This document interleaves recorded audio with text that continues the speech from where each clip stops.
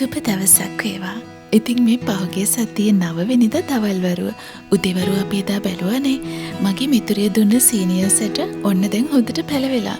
එතන හරි තද බදේලු වෙන වෙන තැන්වලට පදිංචියට යන්න ඕනෙලු. මං ඉතින් මේ කීප දෙනෙක්ටම අලුත් නවා දැන් හදලා දෙන්නයි හදන්නේ. සුදු පාට තීන් තාලේප කරපු මායින් වැට ළඟ තමයි මං තෝරගත්තේ. පාට සීනියර්ස් මල් පිපෙද්දි එතන හරි ලස්සනට තියෙයි කියලායි මට හිතෙන්නේ. මෙතන තියෙන උද්‍යාන බංකුවේ වාඩි වුණාම කඳුයාය පසුබිම් වෙච්ච මේ මල් පාත්තිය මං හිතින් වවා ගත්තා.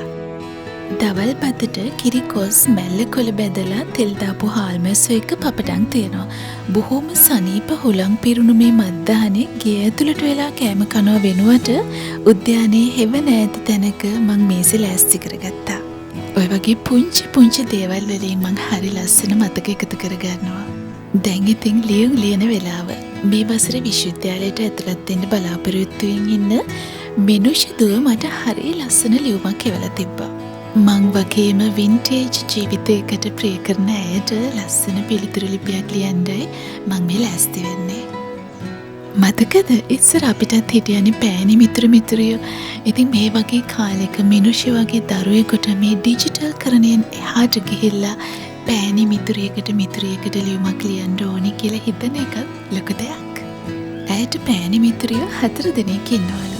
තාක්ෂණයෙන් කොච්චර දියුණු වුණත් මෙහෙම ලියුමක් ලියලා පිළිතුරු ලිපියක් එනකම් බලන් ඉන්න එක උණු කෝපි එකක් බොනවා තරම් රසවත් කියලායි මට ලියලා ඉවලා තියෙන්නේ. ඒක දුඹුරු කඩදාසියක ලියාපු ලස්සන ලියුමක්. රේන්ද අල්ලලා මල් අලවලා ඇත්තටම මම ඒකට ගොඩාක් ආසයි. තව විශේෂ දෙයක් තිබුණා. ඇය මිලදී ගත්ත පළවෙනි පොත මගේ හුස්ම පෙති පොතලු. ඒක නම් මට හරිම සතුට මතකයක්. ඉතින් එළියට බැහැලා බලද්දි ගම්මානයට පුදුම තරම් ලස්සන හවස් වරුවක් උදා වෙමින් තිබුණා. ගෙහින් එන්නම් පරිස්සමින් ආදරෙන් ආරක්ෂිතව සතුටින් ඉන්න ඕනේ.